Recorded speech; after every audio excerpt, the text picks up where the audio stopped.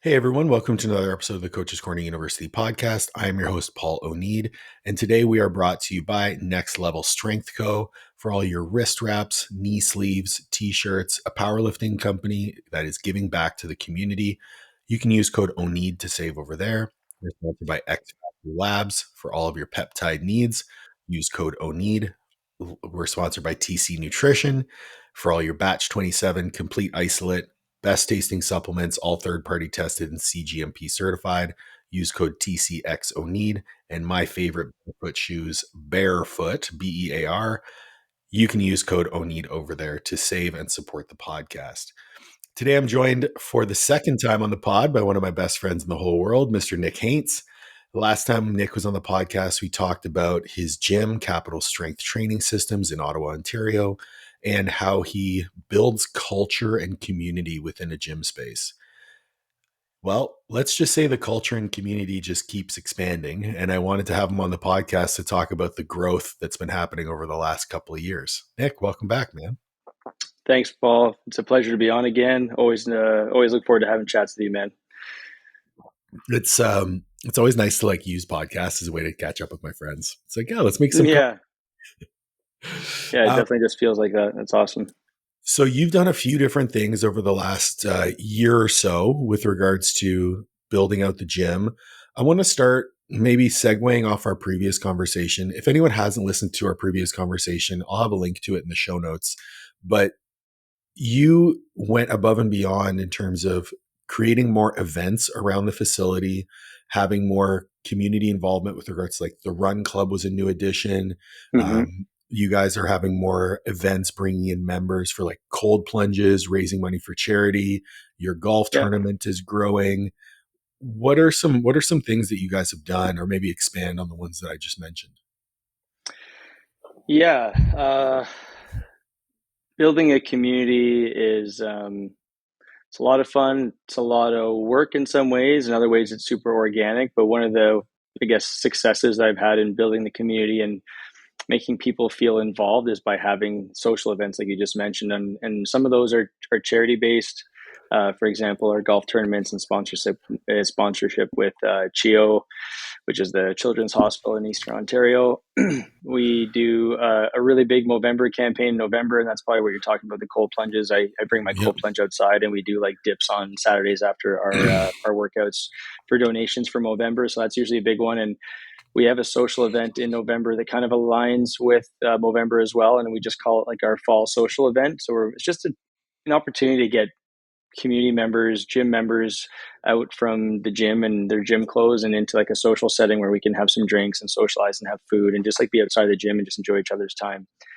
And then other ones are, I guess the 10-year party was a big one too, just to really bring which is crazy. 10 years. Yeah. Man. Yeah. That was really cool. That was actually probably one of if I have to look back over the last 10 years, one of the coolest moments for me was just seeing everybody on that day, the 10-year day, in our celebration, our grand opening of the new clinic space. And there was people there that were current members. There were some old members. There were people that helped me out in the first couple of years getting the gym together that, maybe are not in town anymore or live far away and can't make it to the gym, but they showed up just to show support. So that was a really cool day for me. We had it catered by our barbecue place here in Ottawa. We had a professional cold tub, sauna, Submerge Wellness. I'm not sure if you're familiar with them, but they're a mobile cold tub and sauna business here in Ottawa where they show up to your gym or to your facility and they set up everything. So we had an outdoor, actual fire sauna. We had legit cold tubs running. And we had workouts, kind of partnered more team-based workouts in the gym that day. Lululemon was here to support. A buddy of mine who does our insurance, his insurance company put up a booth and we're giving away shaker cups and bottles. And it was just a really awesome day and we had our therapy, our whole therapy team was outside. We had a couple tents set up for them where they had tables out. People would just get treatments, meet the new clinicians after their workout or before their cold plunge. And yeah, it was cool, man. So that community stuff goes a long way and just kind of being the glue that keeps people here outside of the workouts. And it just gives people a chance to meet all the different staff that we have. Because, if you're a 5:00 class type person, you might not get to see myself or some of the other morning staff. So it just gives us a chance to mingle with everybody from the community and just yeah, it's a big part of, I think, the gym that we are today, because we like to say that we're more than just a gym, like we're a family too. And Yep. it's those little things that really make it feel more like a family when you're getting outside of the setting and doing stuff, you know, outside of the setting, like in public at restaurants or wherever it is. So it's fun. One of the things that I want to highlight here and maybe ask you about is in most cases, when gyms do community events, it's usually attached to some sort of marketing push. It's usually attached to like, hey, come on in for X and we're going to do, first month, no sign in fee or no admin fee. It Yeah. doesn't seem to me like these events have anything to do with ROI for you. And it's truly about No. giving back to the community. Well, the ROI is like, it's like a down the road ROI. It's not like we're trying to sell memberships on that day. It's more like being able to retain members because they feel that like they're part of something that's more than just a gym. They're more than, it's just more than just a fitness class. It's literally like a community of people that they like to hang out with outside the gym. And the amount of friendships and relationships that have kind of grown or been fostered within the walls here, it's a large amount, and Yeah.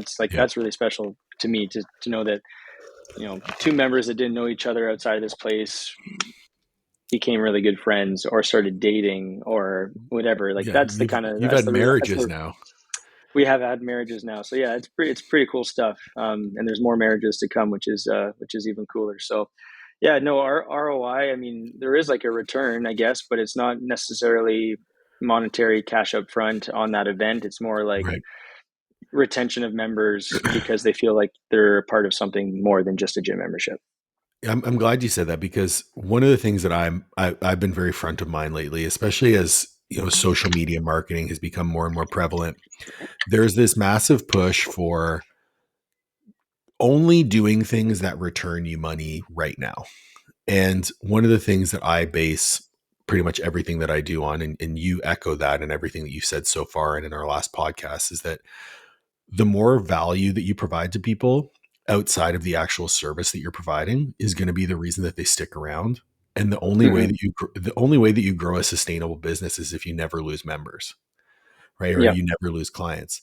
And while every business has a churn rate, right? You're losing Yes. and acquiring clients every month. 100%. But if that attrition rate stays very low, then you don't really have to focus much on the marketing piece because organically, if you provide a great service, people are going to talk about it. That's So right. people spend all this time on the acquisition, cash in hand, sales and things like that. And they ignore the other side of the equation where it seems like you spend most of your time. Yeah, that's well, I think it's an easier way to focus your efforts in a way. It does sometimes maybe take maybe a little bit longer. Like I use the word organic because like word of For mouth sure. is such. Whereas if you put some paid ads together, you might get some leads right away, but maybe those leads don't convert, or maybe those leads fizzle off within a short period of time. The way that we've kind of done it, which is more community based, more wholesome. Not to say we don't do ads, because we do ads. Yeah. But the first 5 years of the business was very much more of the community centered, I guess, way of marketing. Is just making sure our members are as happy as possible and making sure they have nothing but good things to say about the gym. And between the two, now actually doing paid ads and legitimate marketing, and just through the community that we have, now we're in a pretty good place where um, yeah, there's always new leads coming in, and some of them are from social, and some of them are just word of mouth. And word of mouth is, in our business and your business, is always going to be the most powerful, because the market out there is so saturated with coaches and influencers trying to persuade people to come with them and train with them or sign up with them, that you really need a bit more of a differentiator. And usually that comes from someone saying something really positive um, about your space or about your coaching. Actually, I got a really good compliment from you today about from Kevin Dutreville. Oh yeah. He walked into the clinic looking massive, and I was like, man, when you put your banana hammock on and getting on stage. And he's like, well, I'm working with Paul probably another year. And I was like, oh, nice, you actually finally connected with Paul. And he's just like, yeah, he's like, man, he's so professional, he's so quick, I can't get over how fast I get responses back from him. And I was Yeah. like, it's because he wants to give you as much value as possible. And if he ghosts you or leaves you for weeks on end without answering you, or days on end even, maybe you're going to look for another coach, and he's well aware of that. So it's like, he's going to provide you the best service possible, and you deserve that because you're paying, probably paying big bucks to be with Paul, but he You brings it all. you want to hear the best part about that? What? He's not even working with me yet. We've just been talking on Instagram. So he's Crazy. getting so that and like this isn't to But like good for you, because this guy will puff hire me up. you. This guy Right. will He's hire you. absolutely going to hire me, and he's actually saving money just so he can work with me. So like I'm But glad that you you've provided highlighted enough that. value with, Exactly. I mean, you've provided so much value without even getting a dollar from this guy, that Yep. you've already earned his business. Exactly. Um, one of the things that I wanted to ask you, I'm glad that you mentioned that you do paid ads as well, because one of the theories that I have about ad generated leads is that they tend to be of lower quality. So Yep, not only I'll like agree with that. you're going to have like a lower conversion rate on whatever your, sales call or tour, or however you do that thing. But then those people are all going to stay, their turnover rate will be much higher, and they won't bring anything to the community. Do you feel the same way? Yeah, I would agree. I mean, when we do paid ads, it's a very noticeable like surge in leads on the Hmm. line graph, but the quality of those leads, a lot of people are just shopping around, right? So they catch your ad, they're looking, they're shopping, and then you might entertain them for a bit. Usually for us, if we can get them in for a trial, which we provide 2 free trial classes, if we can get them in for a trial, usually that's enough to get people to move on to the next step, which is purchasing a membership. But if for some reason there's a cheaper gym or closer gym or something that's more attractive about another gym, then that lead that you got an inquiry from might not materialize to anything at all. So like there is some fluff for sure behind the paid ads, but I think that's also maybe a reflection that there's maybe something in um, our SOP for sales and conversion that maybe needs to be tightened up, and that's something I'm always trying to refine. So I don't think Mm, it's always just like the lead's fault. I think if you've got their attention, there's maybe something in your systems or something that you haven't done to really acquire them. So that's something where that's an area of the business that I'm definitely still trying to work on refining and get stronger at, because it's something that thankfully, fortunately enough, that we haven't really ever had to be super strong in, because most of our leads and our members have come from word of mouth, which doesn't require much of an SOP at all, right? It's just, I've heard great things. They try a class, bang, how do I sign up? It's over. So, right. but Um, there is a need to sharpen up on the other end too, because that's definitely a legitimate way to acquire new business. so you look at it pretty like unemotionally. You don't like, there's no frustration. It's just like, okay, well, this is the data that I'm being presented. This is the system that we have in place. Is there a way for me to shore up either maybe it's the ad copy that is targeting the wrong person. Maybe it's, Yeah, well, I'm getting the right people to raise their hand, but I'm not communicating the value in a way that they see it, because obviously your membership rate isn't cheap, right? So yeah, then, yep, okay, cool. Maybe then I have to work on the script that my coaches are following during their tour, or maybe the structure of the class, or is there a way to identify that new person in the class so maybe they get a little bit more attention that day? that's right, Right. So that's all right. of these things are data points that I'm sure you're tracking and working on. Yep. Yep. 100%. And I think for us mostly is like the initial communications. If you want to go down this, this tangent for a little bit here, For I think sure. the initial communication is it's very email based. And I Okay. think what I need to do is, we have front desk staff, and I would say some are stronger than others. Some are newer, and some have been around, or are maybe doing a little bit of coaching as well as like the front desk admin, just to gain some extra hours. And in that case, those people are a little bit more fluent with the different ins and outs of the business, the different programs and price points and ways to get into the gym and how to sell the gym. Whereas those that are maybe just strictly more admin, they know what's going on, but maybe have a hard time selling it. And not everyone's a salesperson. That's the thing. Is like Yeah. it. There's a lot of skill to becoming a good salesperson. So for me, like, I think I need to be the one who just like gets on the phone and follows up with a lot of these leads, because I'm confident in my ability to sell my gym and our services and our community to someone over the phone to at least get them in the door to try it out. And I think once you've had them in the door to try it out, then yeah, it's usually a home run. But for I me, have it's just I have an balancing, idea. it's balancing the admin work that I have and everything else I have going on, and also trying to be a dedicated, salesperson to the leads coming in. So it's just me just organizing my time better and coming up with a better system, to try to garner some of those leads that we've lost, or that we don't convert. What about I know this is like completely outside the scope of a podcast, but I think it'd be interesting to do this thought experiment. So one of the things that I'm really passionate about is finding ways to provide like high levels of value without adding more time to your plate. Yeah. What if when someone clicked the ad and opted into the free trial, instead of it being an email communication, they got transferred to a landing page that was a video of you welcoming them? That's a super interesting idea. Just getting a little bit more face behind the Yeah. camera, maybe a bit more of a personal welcome message. I think Yep. that's brilliant. I Like think that's a brilliant. video sales letter, just a Yeah. landing page with like a 2 to 3 minute video, thanking them for opting in, introducing yourself, telling them about the community and what they're actually looking to be a part of. That would be a Hmm. really cool thing. That would I be a think that's really personal cool. touch. And what other gym does that? I don't know of any Exactly. gym that does that. So I Yeah. think that's a brilliant, brilliant idea. Yeah. Yeah. That's one So of the that'd be an things that easy way we, to try to automate it without me having to get on the phone. It's like I can still have that conversation or show my character, talk yep. about the gym and sell it. That's kind of brilliant. Yeah, thank you, Paul. I'll you send me an No, invoice later. yeah, no problem. That was on the house. Well, that's one of the things that we do with our onboarding. As soon as someone purchases coaching with us, they're redirected to a landing page that has a video from their coach welcoming them to Master Athletic Performance. And then Very as cool. soon as they download our app for coaching, the Master Athletic Performance coaching app, there's a video in there waiting for them of Olivia and I telling them about Master Athletic, the community, our values, and kind of That's like really cool. starting that culture building process. And the reception from our new clients has been phenomenal. So, um, Yeah, well, I think it's a differentiator because that's like an extra step that you go through on the back end as a business that I don't know. I mean, I've never heard of this idea until right now. So good props to you for coming up with that and for doing that. I'm not shocked at all that the feedback is positive, because that's a super super cool way to do it.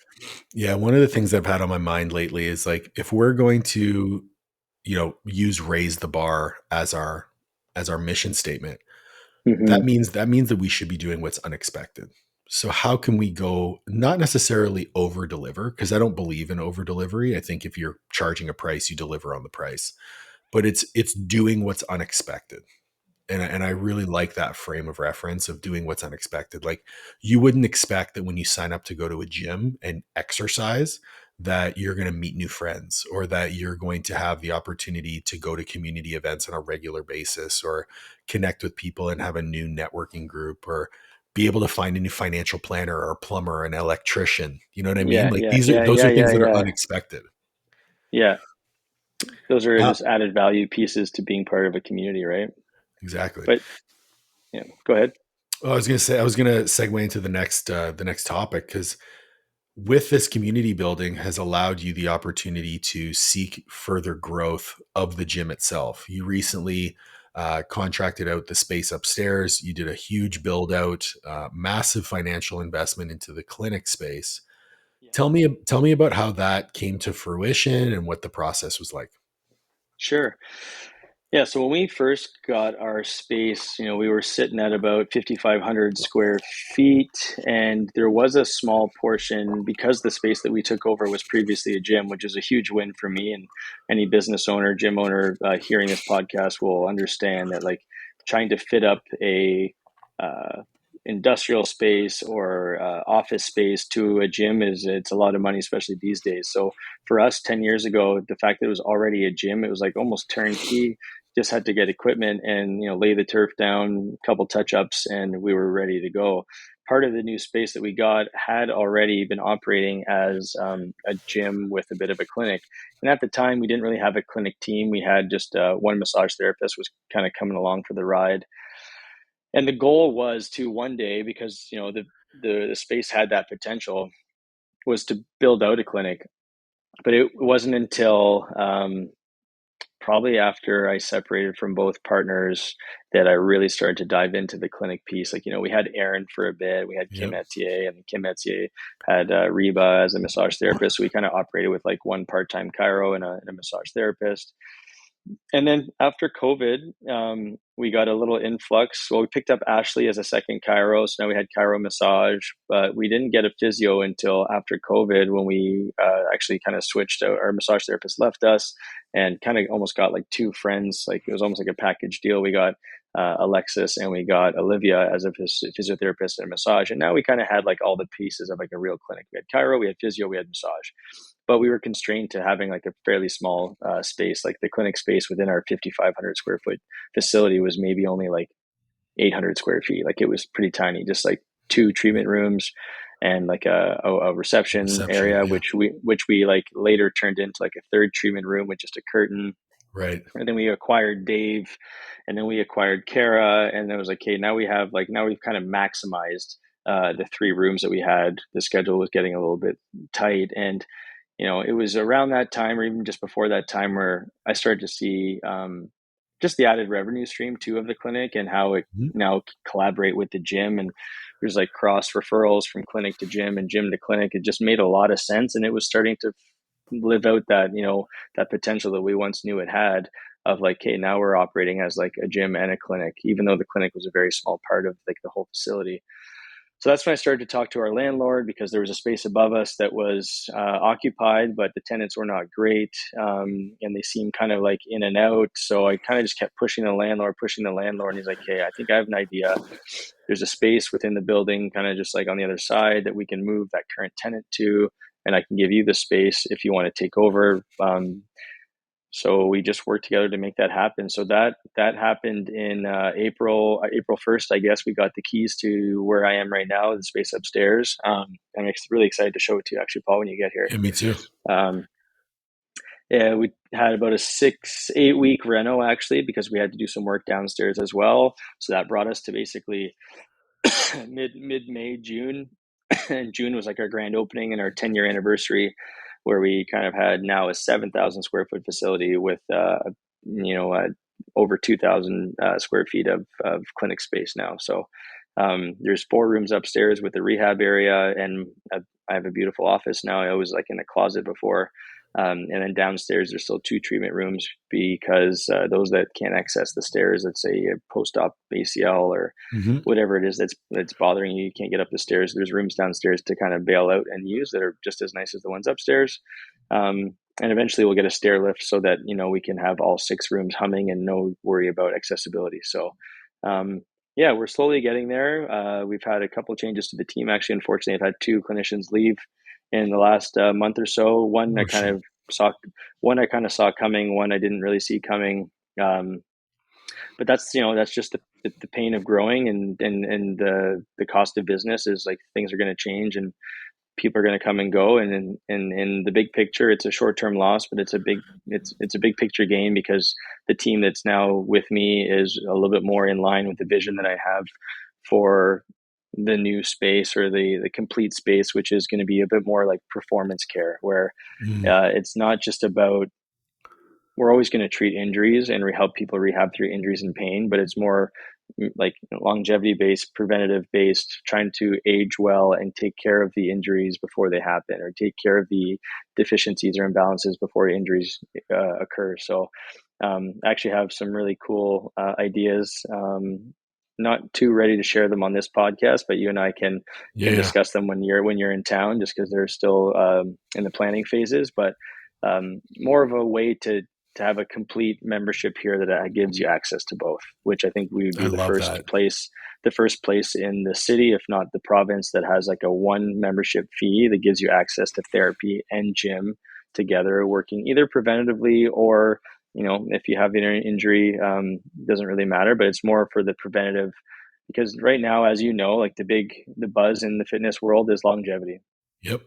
It's how to age gracefully, how to age strong, how to maintain your strength and your mobility and your balance, and how to get to those older years and still be independent. So I think with that in front and center now of most people's minds, having a place and a system in place that allows people to kind of get ahead of that is going to be huge. And the amount of people that have benefits from their work that go to waste every year because they wait till they get hurt and they don't get hurt or whatever is outstanding. So to get people thinking, well, it's already included my membership, my insurance pays for it. I might Yep. as well go and get a tune up or go get a maintenance follow up session done with a physio, see how things are going, get an assessment, whatever it is. So that's kind of where I'm trying to go, and I think by January 2026, I'll have a full on package for people to be able to opt into. So that's kind of the future of capital, is making it like legit, like a one membership option to have both sides of the business at your disposal. There's a number of things that we can pull out of this. The first one that I want to ask you is more of a logistical question as a leader. How do you Sure. find yourself balancing your time between, obviously your first love is training. The gym started out as a training facility. Hmm. You've also done a phenomenal job of building your training team. Was was Thank that you. a huge play? Like, obviously that played into your ability to, hey, let's shift focus a little bit and build this other vertical of the business. Like, how do you manage your time, energy going back and forth? Um, well, luckily, I now have a staff of 16 people between both sides, and Holy including shit. including the admin team as well. So I never could have done this before the team got that big, but now that the team is that big, I'm able to delegate duties like the front desk. The admin staff have their duties to keep things running. Alexis, our facility manager, is my still my right hand, and we work together um, you know, to make sure that everything is running smooth. Whether I would probably take more hand in the clinic now, and she's a bit more on the gym side. But I'm still very involved with the gym. I try to maintain, 10, 15 hours of coaching a week on the floor. But I am a lot more in my office behind the scenes, just kind of micromanaging all the things that are going on, because we always have different contracts ending or starting, and like I mentioned, new ideas coming up that need my attention to kind of build out staffing, onboarding people, getting them trained up and getting them prepared to work here. And obviously with the growth of the clinic, it required me to go out and find new clinicians that have been Yep. an amazing add-on to this team, but that took a lot. So honestly, the second quarter of this year, from March, even like halfway through the first quarter until uh, June when we opened, it was like chaos. It was like planning a reno, ordering all the equipment, helping manage the renovation, and deciding how big and small and spacious and the layout of the place, as well as trying to like recruit, screen, and onboard new staff that were going to be a good fit for our team. So, yeah, it was probably the busiest. And on top of that, trying to organize my annual golf tournament and organize our 10-year anniversary party. So like it was a lot all at once. Um, but I'm kind of the type where like I thrive when there's like I'm up to here in work. I just like I'm able to yeah, just get it done, I guess. Compartmentalize and just kind of attack different things and get them all going. So it kind of suits my strengths. But I guess back to your question, like, you know, the position that I'm in now allows me to lead, and I've been very fortunate to have a great team of coaches and clinicians that respect me as a leader and appreciate me as a leader, because I think that's part of it. Because if they don't believe in where you're going or what you're doing, you're not really going to have much I don't know, retention or execution on the action that needs to be done.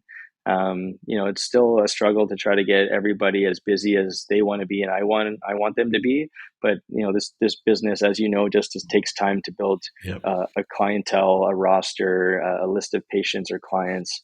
And some are further along the journey than others that are very well established now, and others are still just starting and trying to break through. And it goes back to just like getting more leads and growing the community, and finding ways to get the clinic and the gym exchanging patients and members and clients to try to get as much business going as possible. And it's that I don't know what the saying is exactly, but it's like the people who are going to buy the most from you are already your clients, or like um, sell to the people that you're already selling to, something along those lines. And that's where like I'm trying to take the membership level to like another level, Yeah. because the people that are going to buy it are people that are already here that just realize that they're missing out on a really beneficial piece to the big picture of longevity and health and fitness. So And I'm yeah. sure this is all timed up with like I mean, we highlighted in the first episode, like you're also a husband and a father. So I'm sure that having times where, okay, this is going to be a big business push right now, I might not be as present at home, having that conversation with Casey, and then knowing that until this date, and then on this date you get dad back, kind of thing. Is that a conversation that Yeah, happens? I haven't actually had that conversation with her, but I certainly have felt that, where like there's part of me that feels like uh, not back in the trenches like I was in the first 5 years, but almost to a degree where like there's pressure on me again, where like, we've expanded, expenses have gone up, Hmm. the revenue coming in is good, but it still isn't meeting the ideal amount that I want to have for the space. We're not losing money by any means, but I've got projections that I want to meet to make sure that we're scaling up. And it's just a matter of like trying to like find business and get people engaged. And so like I feel that pressure again, whereas before the expansion, like we were kind of humming. Like I didn't even have to be here, and the business was like just awesome. But Right. at some point, like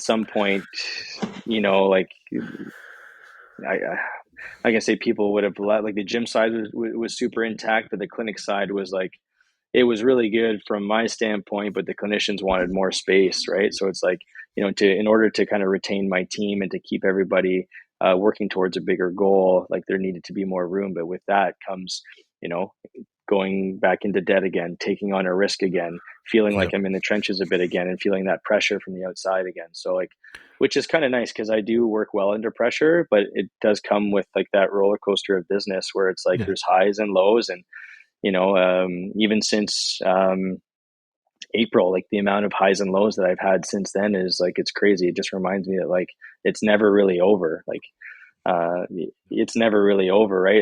If you're doing it right, I think, and if you're striving for more growth, it's never really over, because there's always going to be some scary steps and some risks that you need to take to get to the other side. So yeah, it's exciting. It's challenging, it's stressful, but it's fulfilling at the same time. And so far I've been able to balance my life at home with my kids. Like that still just comes first for me, and I haven't Hmm. had to spend nights really late at the gym. Do I have to go back on my computer once the kids are in bed? Yeah, I do, but that's just kind of part of it. And that's how I guess segregate family from business is, like at 4 o'clock ish, my laptop closes. I go pick up the kids and hang out with them, make them dinner or whatever. If Casey's working, spend time with the family, get them to bed, and then if I need to, I open the laptop back up and I work again, and then it Yeah. restarts the next day. So some days are better than others, and sometimes things blow up. Like I said, a couple weeks ago, I had a staff just kind of come in my office and say, "Hey, like I'm leaving in 3 weeks," and it's just like, boom, okay, like wasn't expecting that. So like that just like all of a sudden becomes the front and center thing that you have to, focus on, and then everything else is on the back burner, and you deal with that, and you get back to business. So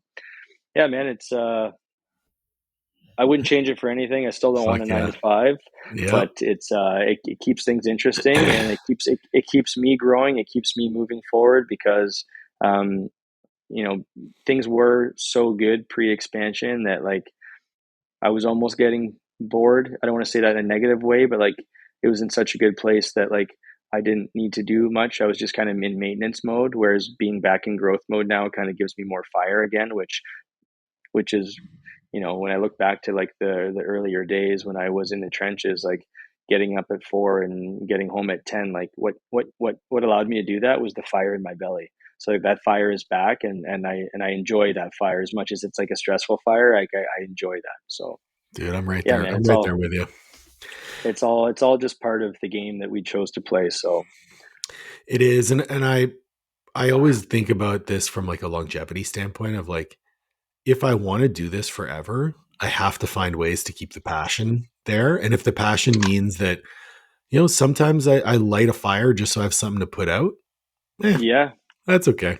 Let's see yeah, let's see what it that's does. kind of Yeah, that's kind of how I feel like I did. Like I didn't need to do this expansion, but it made sense and it felt right. And I think in the long term, it's absolutely the best move to do. But now it's like it's changed the way work feels. It changed the way life feels a little bit. There's a bit more stress, but that's okay because I think that's what just comes with growth, right? If you're scared, if you're stressed, it's probably because you're doing something different, something that's scary, like something that scares me. And I think that's a good thing because I know the beginning was like extremely scary, and then it became super satisfying. So I'm just like repeating that cycle again, in a sense, knowing that there's going to be a satisfying kind of point that I'll get to once we get through the growth stage. But that's just part of it. The other thing I wanted to highlight about the expansion was you maximized that space as much as you possibly could prior to making that decision. And that decision wasn't Oh, made on a whim, right? no, we were basically bursting at the seams in the clinic space. I was holding on for dear life there, and I knew it needed to happen. And that was the scary part too. Is like if I can't get the space upstairs, what the fuck am I gonna do? Because I Yeah. can't move locate. I can't move locations. Hmm. There was an option of like I kind of mentioned earlier that there was like a space on the other side of the building, but like I don't want them disconnected. I want everything under one roof. Like Right. we're a connected stairwell now, which is super awesome. Like Capital has 2 floors. But if that wasn't possible, I'm not sure what I would have done. So super fortunate that it worked out in my favor. But I'm also, um, I think that like I manifested that. Like that's what I wanted to happen, right? Like when I had the idea of expanding the clinic and going upstairs, like I manifested that that would happen, and it took some time, but it did in fact work out the way I wanted it to. So I found myself, I did a podcast the other day with a friend of mine, Tommy Stiles. He's a personal trainer in Arizona and an online coach. And one of the themes that came up repeatedly was the harder you work, the luckier you get. And I just yeah, I firmly I believe that. I am a big believer in that too. And I say this in podcasts and conversations with friends or other business people that, especially when it comes to the people that work for me and represent Capital Strength, is like I've been so lucky in attracting, acquiring, finding, coming across the paths of the people that I call my team right now. I don't know how. A lot of people say it's just a reflection of me, but I know it's like I don't know. I guess they see my passion, they see my vision. I'm very transparent when I'm explaining that stuff, and I think people just genuinely believe in what I believe in or what I see, and it's really helped me put together a team of people who I feel like are really behind me and what I want to do. So Well, you're really clear on it too, right? You're like, this is where we're going and this is how we're going to get there. You're either on the boat or you're off the boat. Like, yeah, and you don't want it's people that are also halfway. caring for your people and making sure they feel looked after, because ultimately that's how I got in this position. Was I didn't feel looked after, I didn't feel cared for, I felt kind of taken advantage of. So like I'll never ever let my staff feel that way. At least I'll try my fucking very hardest to prevent that from happening. And I think that's part of fostering a really awesome team as well, is making sure that they feel appreciated, right? And on top of all the community stuff that we do a lot of staff stuff where Mhm. I take care of them. I take them out, take them for dinner. Like in a couple of weeks, we have our annual coaches dinner where I go to Al's Steakhouse. We run up a big bill. Then we go to the casino and I give them all money, and we go to a club after, and we have like it's just something, it's just little stuff like that. Or when we get new merch, it's like everyone just order what you want, it's on the house. Like just little things like that Yeah. will, I Goes don't a, know, just goes a long it way, goes a man. long way. I've added an additional 2 weeks vacation pay to everybody. Like that's pretty unheard of in our Wow. yeah, so like they get the standard 4%, but I've added 2 weeks to everybody on top. So technically they have 4 weeks paid vacation. We don't have benefits, but that's like a kind of more of a mutual staff decision. No one wants to pay for them because they all basically piggyback off their spouse or have their Right. own plans or what have you. But that's, that could be another layer of things that we add on if that meant, keeping our team together. If that was something that was like, I want to go somewhere with benefits, it's like, okay, done, we're getting benefits. And You and I, that's the length that you should go to maintain your team if your team is important to you. you and I had spoken, when you were contemplating the build out, talking about taking care of your team and fostering their long term growth and development. there was a discussion, I don't know if it's still on the table, and we can cut this out if we need to, but of allowing your coaches to buy into the business in some capacity as you go through the expansion. Was that something that actually came to fruition or no? Yeah, this is still kind of a confidential talk, so we might need to clip this, but between you and I, like it's still in the works. Okay. It's a Do you- much bigger, lengthy process than I actually imagined. But it's all working itself out, and like there's meetings coming up like shortly here. Like it's moving forward. Terrific, dude. The reason I mean, we don't have to talk about it anymore, but the reason I am highlighting it is one of the things that's come front of mind for me as we build out our team. So, Master Athletic Performance right now is myself, Olivia, and 5 coaches. We have the opportunity to bring on another coach or Mm-hmm. another two coaches over the next month. And then I'm also bringing on a group of mentors with Coaches Corner University to have a similar model on the mentorship side. And one of the things that I've been thinking about is how do I increase the engagement or investment of my staff in their workplace? The old adage of no one's going to care as much about your business as you do never really sat well with me. It never really sat well with me because I want people who are so passionate about what we do as a business to be the only people part of the business. And if I Mm-hmm. want to do that, well, there needs to be some element of upward trajectory, right? Because Yeah, if someone's working for you as a personal trainer, it's like, what growth do they have there? The only way to grow is to either generate more revenue, maybe improve their revenue split, maybe add tasks to their responsibilities, which no one really wants to do that, even if it means more money. But yeah, if you're talking about ways to increase investment, how could we actually get our coaches to invest in the business? Well, maybe there's an opportunity for them to be a part of it. And I haven't decided on what that means. On the Coaches Corner University side, I know what it means, but on the Master Athletic Performance side, I haven't really decided what that means. yeah. But it is front of mind. There's a lot of different ways to do it, and you got to figure out what makes sense for your business. But I think at the bottom line, it comes with like added compensation. It's just how do Mhm. you want to, what vehicle do you want to use to do that? Do you want, shareholders? Do you want to do bonuses? Do you want to do profit sharing, revenue sharing? Like, there's a lot of different ways to do that, and I think you need to evaluate like what it means to you. What would your business look like if everybody left? What would you pay to keep them? Um, is what is the current happiness state of everybody on my team? Yep. How easy are they to replace? Or there's a lot of factors that come into it. How much of the business do you want to own? Do you want to sell it one day, and that's like your retirement plan? Because that's these are all things that come into play when thinking about that. And I think everyone's situation is completely different, and every business is completely different. But for me, I think it does make sense because I want to see this turn into the ultimate place that I have in my mind. It's still going to take another like 5, maybe even 10 years to get it there. But at that point, um, there should be a sellable a business, right? And even at this point, there's a sellable business, but Oh I want yeah. to take it to another level before I get to that point. But do I want to work until I'm 70? No, I want to retire at some point. I want to sell at some point. But I also don't want to just like dip and just leave it behind. Like it's got to be in the hands of someone who will take just as good care of it. Like this is kind of like my legacy in some way, right? So, um, yeah, and that can always change the way that your business looks after the sale. So it's like leaving it in the hands of people you that care about it as much as you. And honestly, like I do believe in that like no one's going to care about it as much in my circle. Like, listen, like Alexis, Ian, Dave, Mason, like they all care about it as much as I do.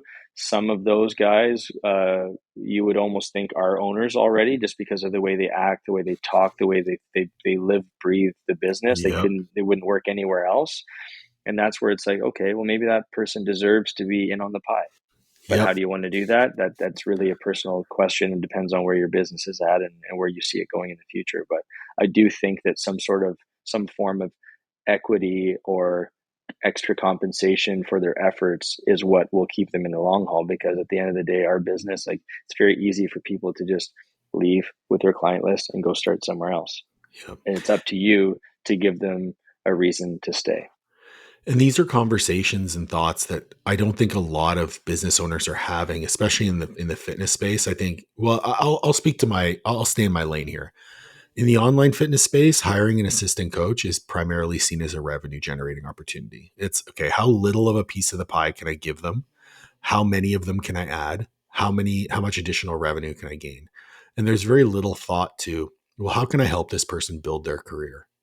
Right? Like every coach who works for us gets an hour of my time one-on-one every month for a mentorship. Like I want all of our coaches to thrive in every aspect. That's awesome. Our revenue splits are embarrassing when it comes to what the company takes versus what they take, because I want them to be happy. I want them to stay for a really long time. And I want them bought into the fact that they can create the business of their dreams underneath the Master Athletic Performance umbrella. You're And already well on your way just with that yeah, mindset. yeah, and that to me is the key to growth, because if it means I make less money, but the business itself grows sustainably over time with great people attached to it, you mentioned it. That's legacy, right? If my legacy is a company hell bent on helping as many people as possible, I'm going to die a pretty happy guy, Yeah. you know? I think that that people over profits mentality is always going to Mm, win, especially in the amen. especially in the especially in the small business world. Like, we're not a manufacturing business. We're not I don't know. Like, this is a people facing, um, relationship based business, right? So I think putting your people front and center, and taking care of them first is really, at least for me, has what allowed me to grow and um, to expand and to be in the position I'm in today. If I was greedier or more profit focused and less people focused, like, I don't think Capital Strength would look the way it does today. I don't think I'd have the opportunity that I have today to Not a expand. chance. But it comes with, giving time to your employees, providing them good compensation plans, knowing that you are working for their best interest to get them busy, giving them, leeway for vacation and this and that, and allowing them to choose at their own hours. Like, this is all, and trying to work with them to make sure work is like a fucking awesome place to come to, where they feel uplifted and the energy is positive. Like, all those things come into play when someone's evaluating switching jobs. It's like, is it going to be more convenient? Is it going to pay me more? Am I going to be happier there? Is there more opportunity there? So if you can try to check all those boxes within your business, within your staff, your likelihood of retaining them is much higher. And unfortunately, I think that gets clouded over the sole focus of profits a lot of the time. And that's where people lose their business, or they lose, they have retention problems. And in our relationship based business, like, the staff are the front lines. If I they're not want happy, it's so apparent for the clients or the members to notice. If there's a high turnover and there's always a new coach on the floor, members are going to notice and maybe not like that. Like, a lot of people come here now for other people yeah, than just me. You know what I mean? yeah, Some people for don't even sure. know who I am. So it's Well, it's a big part of it. And yeah, it's you gotta stay focused on that more than anything else, is just well, your staff. yeah, we talked about it on the first pod of like, that was a big topic for us to dive into, of like, how do you build a business while not being front and center all the time? Like how you managed in Yeah, our first yeah. conversation, how you managed to take a step back and let the coaches be the front face.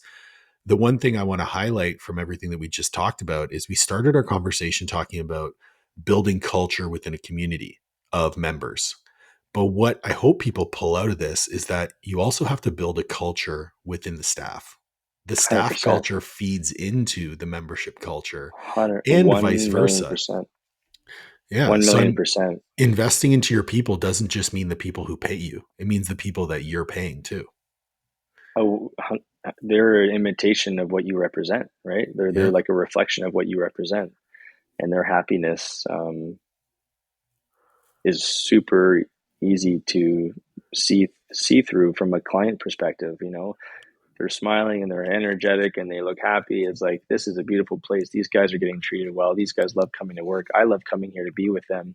They're dragging their feet and they're fucking barely making money, and It's so noticeable. You can't hide. We're not hiding behind computer screens in my world. We're front facing the Yep. clients every single day. So it's like you need to make sure that they are reflecting what you want them to reflect, and a lot of that's in your control. So it's also Where just setting the expectations really clearly. When someone new comes on, it's like, listen, this is going to take a little while to get to where you want to go, but I'm going to help you every step of the way and do everything I can. There's a lot of work that you need to do too.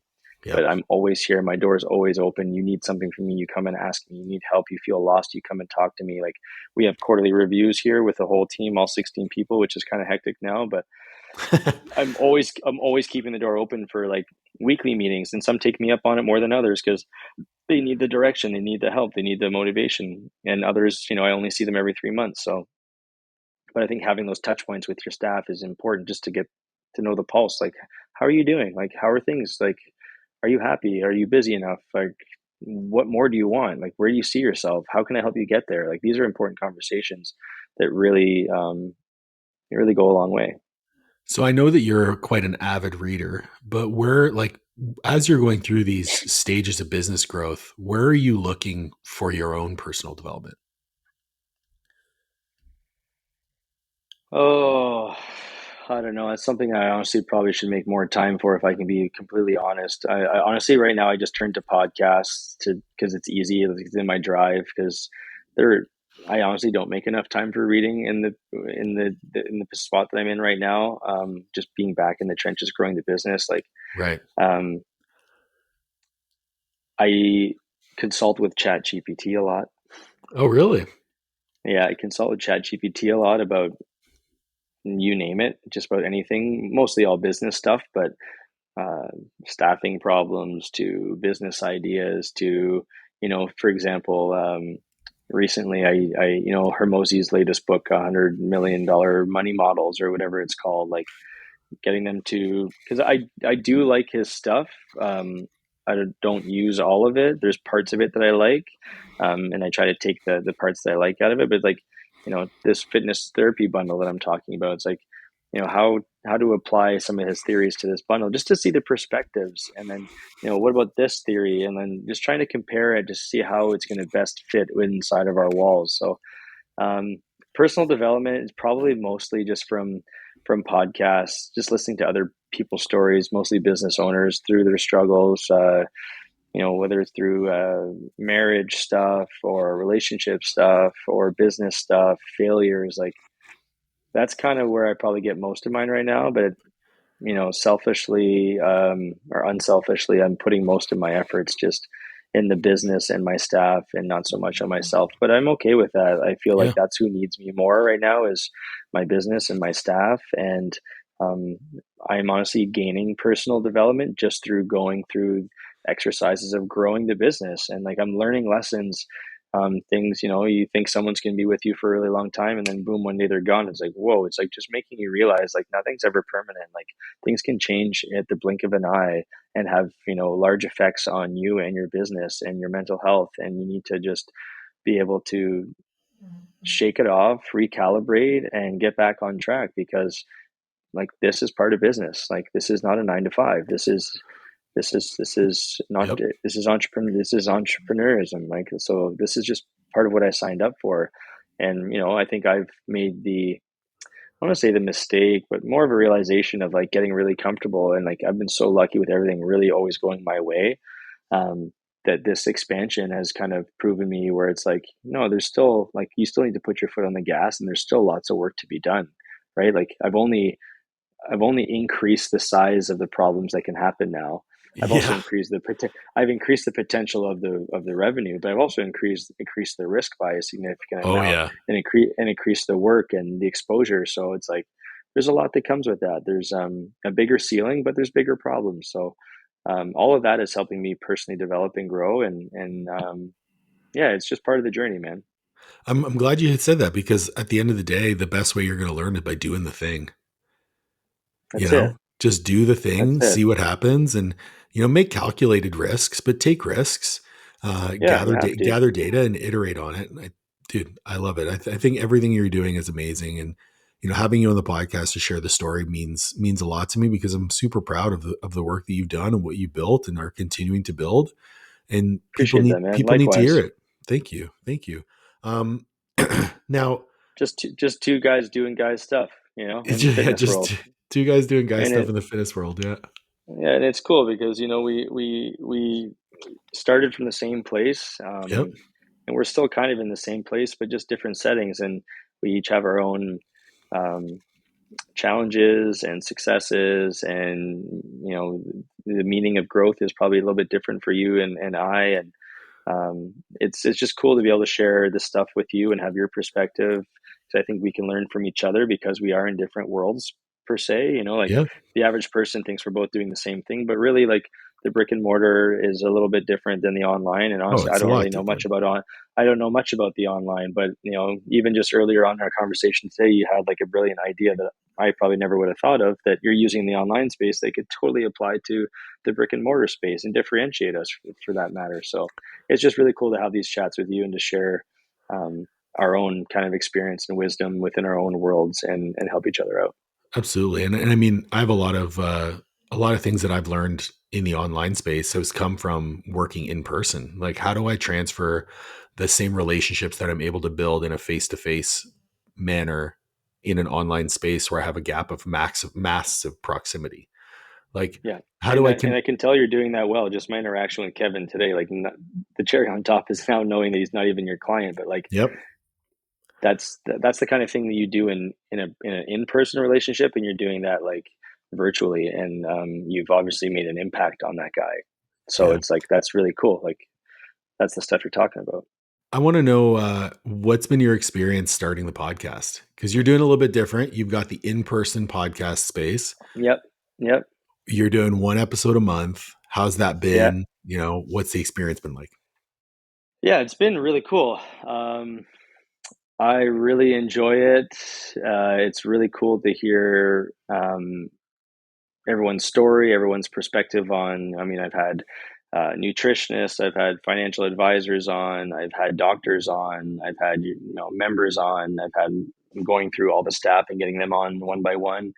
Um, Part of me is really, like, again, like, unselfishly, I love to do it for the people that I'm interviewing, because in our space, for example, I did one last week with Justin, one of our new physios, who's a fucking awesome, awesome guy. But not everyone gets to know that about him, because maybe they're not working with him yet, and they might not ever work with him because there's multiple clinicians up here.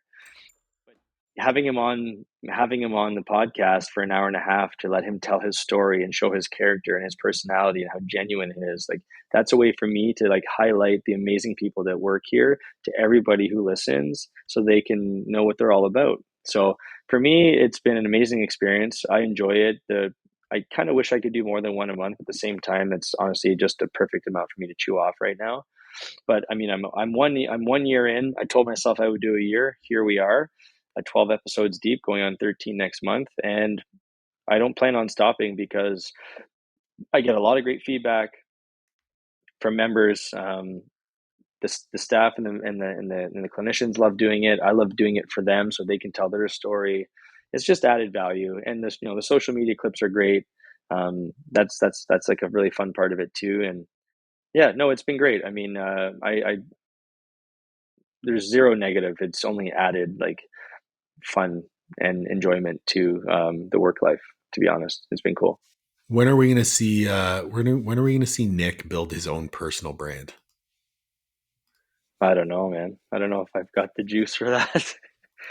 I honestly thrive more on trying to build everyone else's brand, and my brand that helps kind of, like, sorry, like the gym's brand that honestly just helps build everybody else up. I don't know if it would require me to probably get this place to a point where I feel like I've done my job.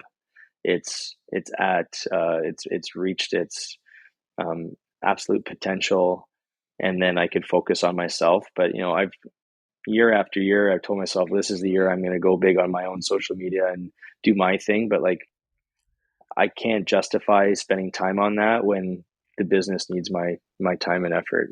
More importantly, I think it's that's a like very it's not about me. It's about my business. And until I get my business to the point where I'm satisfied, I've done my job, I don't think I don't think you'll see me double down on my brand, because I don't even know what my brand is, to be honest. Well, My only brand is Capital Strength. I don't even know what fucking my brand is. I don't even know what story I would tell, fucking right, because dude. But I everything. think that's the perfect way. Listen, it's not about me. It's about the gym. Like that to me is that's your brand. And I Yeah. love to see it. I love to see the growth and I really appreciate you spending time with me today, man. It's been great. Hey man, anytime you let me know when episode 3 of You and Me is ready to go. I'm always down to chat with you, buddy. Oh I'm yeah. looking forward to seeing you in person next weekend or Sunday. Yeah. Actually, you know what's funny? I just checked the episodes. I'm going to be at episode 150 on Monday. That's huge, dude. Good for you. And you It's hum what, wild. three a week, 2 a week, 3 a week? Two a week. 2 week. That's awesome. Yeah, it's been Good for you for doing that, man. I honestly, like, I'm already kind of thinking like who do I have on next? Like, I guess your network's probably a lot bigger than mine, and the Zoom opens up lots. But I'm yeah, trying as best as I can to keep it in person, and that limits my reach a little bit. But yeah, I'm just gonna have to make some big calls in Ottawa here soon once I get to the end of my list. But that's kind of part of the fun as well, right? Is just to keep growing, keep looking for other guests. 100%, man. Dude, appreciate it. Everyone, where can everyone find you? Where can everyone find Capital Strength? Yeah, like I said, there's not much story to tell, but if you want to see videos of the gym and pictures of my kids and some of my social life, you can find me at Haince on Instagram. And then my business is at capital underscore strength underscore TS on Instagram. Our website is www.capitalstrengthts.com, and our podcast is the Capital Strength Podcast on Spotify and Apple Music. Dude, And you I can love reach it. out to me at any time. I mean, you'll find me on my website if anyone is interested in what I've done with the gym or how I can help them. If you're a friend of Paul's, you're a friend of mine, I've got time for you. Send me an email. Let me know what I can do for you. And listen, you never know. There might be a collab, Paul O'Neill, Nick Haince in the future. I'm working. I just got to pull this guy away from his job. Yeah. Hey, man, I'm always up for here. If it's with you, I'm down. With this myself, I feel like I'm too boring. But if you're involved, just let me know, man. I'll be there. All right. Thank you, everyone, for listening. Please make sure to like, share, subscribe, ring the bell for notifications. We'll catch you on the next one. Cheers, everybody.